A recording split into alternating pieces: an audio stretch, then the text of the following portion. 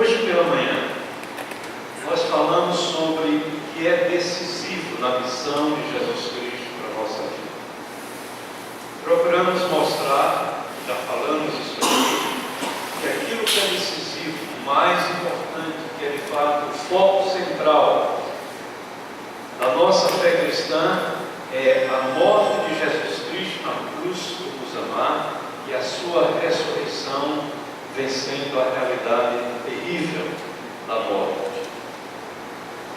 Mostramos também no texto de Paulo aos Coríntios, capítulo 15, a primeira carta, os reflexos do que aconteceria a nós se Cristo não tivesse ressuscitado. Nossa fé seria vã, a nossa pregação também inexpressiva, a nossa vida sem esperança, seríamos os mais miseráveis dos mortais, e a única alternativa que nos sobraria era a filosofia de Epicuro, a filosofia hedonista: comamos e bebamos, porque amanhã morreremos.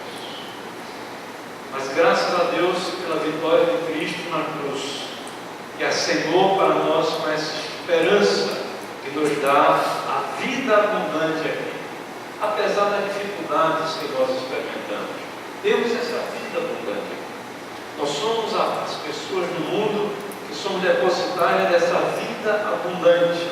E o nosso testemunho perante nossos amigos, familiares, é que nós possuímos essa vida abundante, que é mais do que ter recursos materiais, mas é ter aquela pérola preciosa da parábola que Cristo contou, quando aquele homem descobriu aquela pérola no seu terreno, naquele terreno, ele se desfez de tudo, comprou aquele terreno para ficar com aquela pérola preciosa, que é essa graça de Deus em Jesus Cristo. Nesta noite, irmão, nós vamos meditar e vamos apenas citar o texto da Bíblia, vou estar expondo novamente no telão esses textos. Vamos falar sobre os efeitos da ressurreição de Jesus em nós. Quais são os efeitos da ressurreição de Cristo na nossa vida? Nós que nos convertemos não a Jesus de Nazaré somente, mas nos convertemos ao Cristo de Deus, o Senhor da história, exatamente aquele que venceu a morte através da ressurreição. Quais os efeitos da ressurreição de Jesus em nós? A gente sabe quais foram os efeitos da ressurreição na vida dos discípulos. Na hora decisiva, na hora H, quando Cristo foi preso para ser crucificado, todos eles fugiram. E a gente sabe o que aconteceu a Pedro: negou, mentiu e praguejou. E apenas Maria e algumas mulheres ficaram ali, dando suporte a Jesus. Amedrontados, temerosos, acovardados. Esse foi o comportamento daquele discípulo.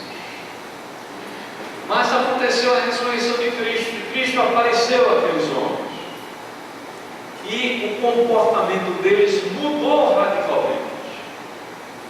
Não somente em termos de ter mais coragem para enfrentar os desafios, tiveram, mas mudou também a estrutura interior de vida deles. Reparem que, convivendo com Jesus, o Mestre, Cristo precisou intervir em algumas ocasiões, porque eles estavam querendo, um queria ter sentado à direita de Jesus, outro à esquerda, sempre pensando. Ele está em funções de relevância. Havia essas preocupações menores naqueles homens. Mas quando Cristo ressuscita e dá para eles um sentido novo na vida, que nenhuma outra geração antes havia experimentado, então a qualidade da vida deles muda. São os efeitos da ressurreição de Jesus Cristo. Em Romanos 6, versos 5 e 6, nós lemos o seguinte: porque se nós fomos unidos com Cristo na semelhança de sua morte, seremos também unidos com Ele quando ressuscitarmos dos mortos, como Ele ressuscitou. uma qualidade de vida nova, virá para nós, diz o texto, se formos unidos com Cristo. Essa união é essa conversão que experimentamos. Quando a nossa vida passa a ser literalmente possuída por Jesus Cristo. Quando Ele passa de fato a ser o Senhor da nossa vida. Já disse aqui que muita gente gosta de Jesus Salvador, mas nem tanto do Jesus Senhor, porque Ele, como Senhor, Ele vem se entronizar na nossa vida. Não meramente para mandar em nós, mas para nos orientar naquilo que é melhor para nós, para sabermos fazer escolhas sábias sob a sua orientação. Então, porque se nós formos unidos com Cristo na semelhança de sua morte, seremos também unidos com Ele quando ressuscitar dos mortos, como Ele ressuscitou. A ressurreição de Cristo aponta inevitavelmente para a nossa ressurreição também. Por isso Paulo disse que se Cristo não ressuscitou, nós seríamos os mais miseráveis dos mortais. Estaríamos sem esperança, sem Deus no mundo, como diz a Escritura. Escravos apenas de nós mesmos. Mas o texto vai adiante. Sabemos que a nossa antiga maneira de viver morreu com Cristo na cruz. Antes de nos convertermos a Cristo, o nosso eu dominava a nossa vida. Os nossos instintos dominavam a nossa vida. Aquilo que Paulo chama de carne, dominava a nossa vida. Mas a partir do momento em que nos convertemos a Cristo, as coisas mudaram. É isso que Paulo diz. Sabemos que a nossa antiga maneira de viver morreu com Cristo na cruz. Por isso, quando a gente batiza, na nossa tradição batista por imersão, a pessoa entra naquele batistério com as águas ali, nós mergulhamos a pessoa nas águas. Aquele mergulho implica simbolicamente que ela morreu para a sua antiga maneira de viver. Quando ela emerge das águas, ela renasceu para uma nova maneira de viver. A velha criatura ficou simbolicamente imersa naquelas águas. E a velha criatura ressurge para uma qualidade nova de vida com Cristo. Então, sabemos que a nossa antiga maneira de viver morreu com Cristo na cruz, para que a nossa natureza pecadora não tenha mais poder sobre nós, e assim não sejamos mais escravos do pecado. Porque enquanto estamos sem Cristo, a nossa natureza pecadora nos domina. Mesmo sendo remidos por Cristo, de vez em quando estamos aprontando, fazendo o que não devíamos. Saímos do estado de pecado para o estado de graça, mas continuamos pecadores remidos, mas pecadores errantes, falhamos. Todos nós, pastores, diáconos, professores de EBD, missionários, todos nós falhamos, nós erramos. Por esse motivo, na carta aos Colossenses, no capítulo 3, verso 1, Paulo diz outra coisa muito importante. Portanto, visto que foram ressuscitados com Cristo, busquem o conhecimento do alto, onde Cristo está assentado à direita de Deus. O que é que Paulo está querendo dizer com isso? Que não vamos ficar escravos limitados daquilo que tem a ver apenas com nossa realidade, o nosso conhecimento, o nosso eu penso, o nosso eu acho. A gente faz muito isso. Nós temos a Bíblia Sagrada como palavra orientadora de Deus, mas a gente pega um texto, o texto às vezes é muito claro, orientando como devemos fazer, como devemos ser. A gente lê o texto e faz, mas eu acho, eu penso, assim. A gente não dá liberdade para que a palavra fale completamente a nós e entre com a sua força de palavra viva em nós e faça em nós e por nós aquilo que só ela pode fazer. Portanto, visto que foram ressuscitados com Cristo, Busquem o conhecimento do alto, que Cristo está sentado à direita de Deus. Consultem a Jesus Cristo. Não há consultor melhor. Há pouco nós cantamos um hino bonito do cantor cristão, que é um hino terapêutico também. A Jesus Cristo contarei tudo que há em meu peito a me perturbar. Os meus cuidados, os meus lamentos, só Ele pode suavizar. Cristo também é esse terapeuta que ouve aquilo que nós comunicamos para Ele. Está doendo, está incomodando, está latejando. Mas também quando precisamos definir o propósito da nossa vida. Quando temos de fato definições importantes, que vão mexer com o nosso presente, com o nosso futuro, nós podemos então consultar. Busque o conhecimento do alto, as coisas lá do alto, como diz o texto antigo. E o texto continua em Colossenses 3, 2 e 3. Pensem nos objetivos do alto e não nas coisas terrenas, pois vocês morreram e as suas vidas estão escondidas com Cristo em Deus. A conversão a esse Cristo ressuscitado indica que nós morremos para os nossos instintos, para o nosso eu penso, eu acho. Morremos.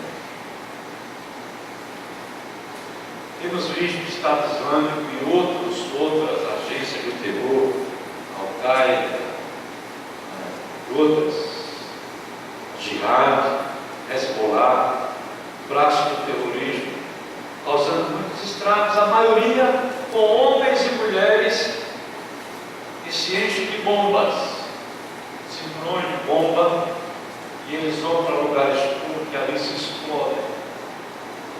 Matam muita gente que morre também. E eles fazem isso em função de uma convicção política religiosa muito profunda. Antes de vir para Salvador, eu tive contato com um grande teólogo presbiteriano, missionário há muito tempo no Brasil. E ele, conversando conosco naquela oportunidade, no Colégio 2 de Julho, ele disse: eu tive um encontro com 3 homens-bomba recentemente. Eu orientei e pude conversar com 3 homens-bomba.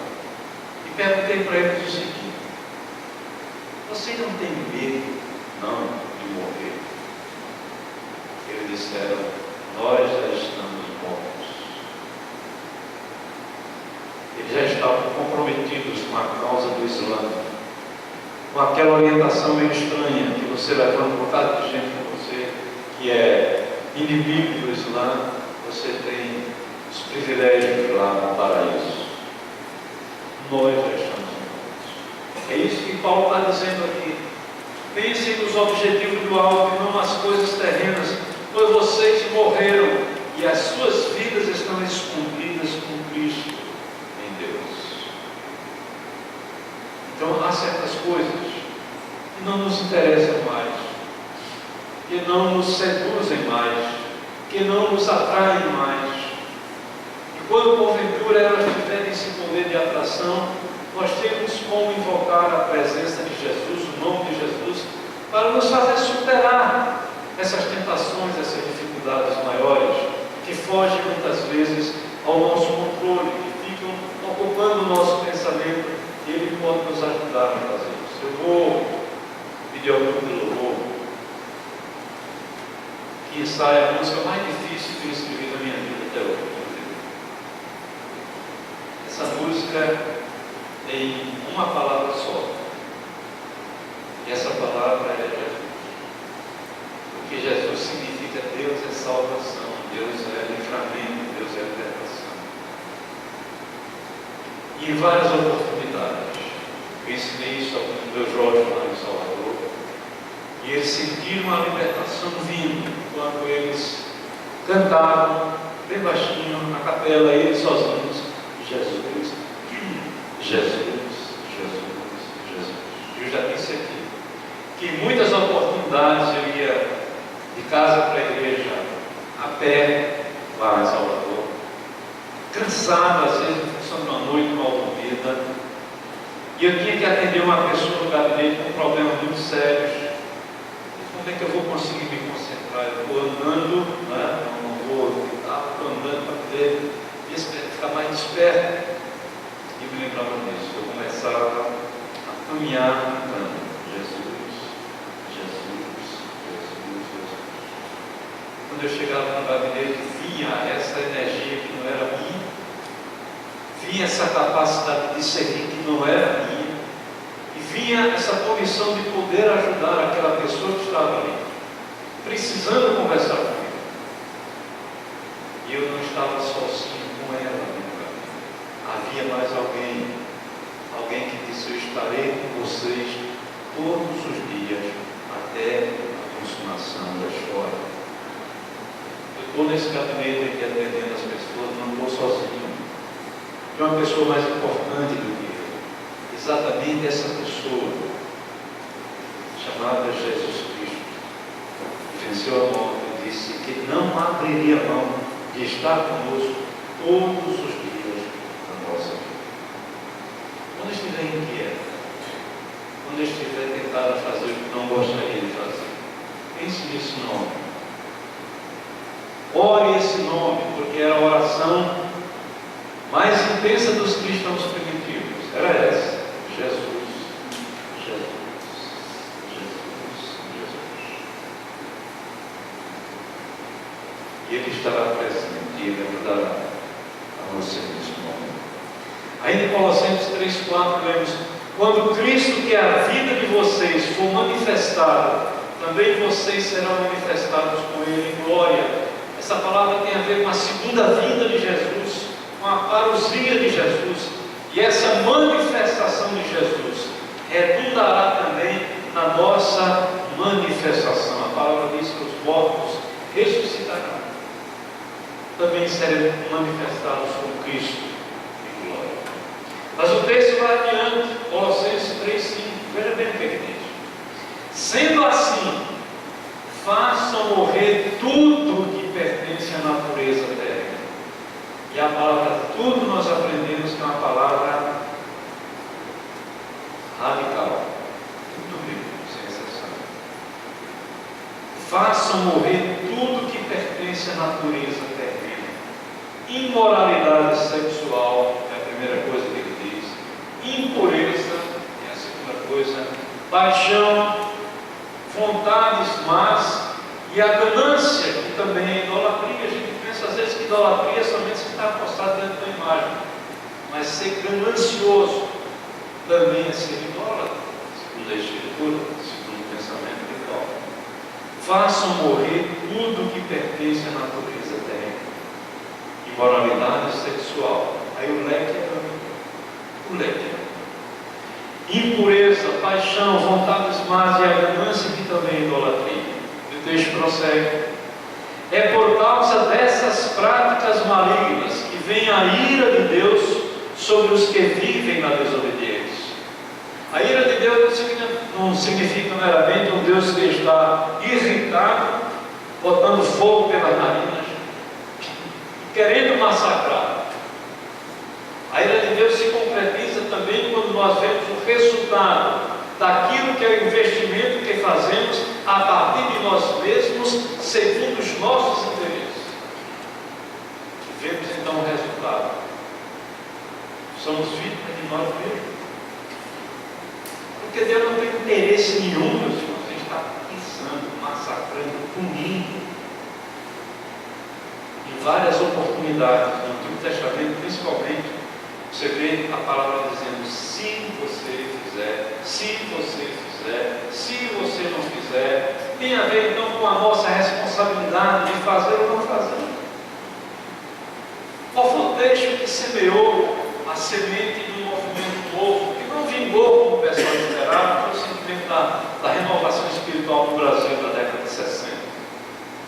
Se o meu povo, que se chama pelo meu nome, se humilhar e orar e buscar a minha face e se converter dos seus maus caminhos, então eu ouvirei dos céus, perdoarei os seus pecados, sararei a sua terra.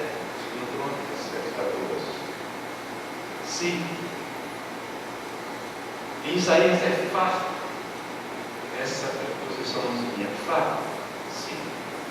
Se vocês quiserem me ouvirem, o melhor dessa terra. Mas se não quiserem, eu vou fazer. Não, eu vou. E a maçã não tem jeito. Não tem jeito. Nelas vocês também andarão no passado, quando ainda viviam com esses hábitos, essas práticas malignas. Antes a gente vivia. A gente sabe que nem todo convertido vivia fazendo o que não presta.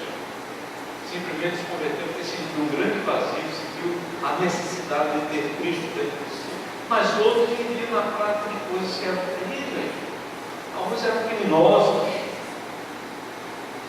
outros eram viciados em drogas, outros eram traficantes de drogas. Eu tive um aluno no seminário em Feira de Santana, Brás. Os primeiros a me procurar na capelania, disse: pastor, eu quero que o senhor me conheça. Eu fui um traficante de drogas lá no sul da Bahia. E os irmãos chegaram na penitenciária, eu estava com eles, chegaram fazendo evangelização, pregando o evangelho. E eu me converti. Me converti mesmo, pastor. Deixei tudo para trás. Corri o risco de ser morto, que deixei o tráfico, mas Deus tem me protegido. Brás hoje é um pastor do interior da Bahia. Alguns entendem isso. Levando outros a se viciarem, a se matarem através da droga. Mas outros não, simplesmente sentiam, viviam uma vida tranquila, sem fazer mal a ninguém, mas sentindo o grande vazio interior que só pode ser preenchido por Jesus Cristo. Esse vai adiante. Mas agora livrem-se de tudo isto: raiva, ódio, maldade, difamação, palavras indecentes no falar. Não mintam uns aos outros, porque vocês já se despiram da velha criatura com suas atitudes. Portanto, irmãos, há efeitos do Cristo ressuscitado na vida daqueles que se convertem a esse Cristo. Deixa tudo isso para trás, no lixo. Tudo fica para trás. E ele termina dizendo: e se revestiram da nova criatura, que se renova para o pleno conhecimento, segundo a imagem daquele que o criou. Então, aquele que se converte a esse Cristo ressuscitado, deixa esse comportamento que é lixo para trás, o passado. Agora tudo se faz novo. Essa nova criatura que se renova para o pleno conhecimento, segundo a imagem daquele que o criou. Nós terminamos com o texto final de Romanos 6:7. Temos Romanos 6, 4, 5 e 6, e agora o verso 7. Termina dizendo: qualquer pessoa que tenha morrido com Cristo está livre do controle do pecado. Não está livre de errar, de pecar, mas está livre do controle do pecado, do condicionamento do pecado. A pessoa que se converte de fato a Jesus Cristo deixa de estar controlada pelo pecado. Ela pode errar, pode pecar, mas sair daquele estado de erro permanente, de pecado permanente. O texto sagrado diz lá no Antigo Testamento que um abismo chama outro abismo ao fragor das suas catapultas. Ela deixa esse estado de abismo e chama outro abismo, que agora a graça de Deus mudou toda a sua vida. Então, os efeitos da ressurreição em nós são esses efeitos que moldam o nosso caráter à luz do caráter de Cristo. Nós vamos copiando aquilo que Cristo foi e aquilo que Cristo ensinou. Há um livro de um grande autor do passado, Tomás Aquinas, chamado A Imitação de Cristo, um grande livro de espiritualidade. É um livro que faz muito bem a gente ler. É um livro que nos ajuda muito a estar moldando a nossa vida à luz daquilo de Jesus. Nós não podemos deixar de nos lembrar que há 2 anos o nosso tema do ano foi para sermos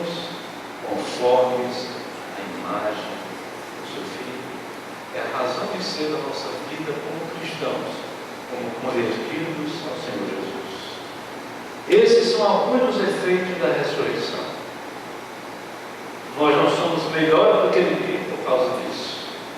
A graça de Deus faz com que mudemos essa natureza pecaminosa, autodestrutiva, faz com que sejamos instrumentos de ajuda para outros que estão diante de nós, querendo encontrar a Jesus.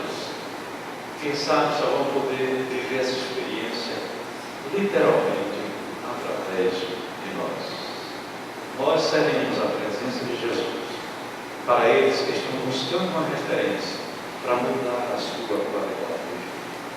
Amém?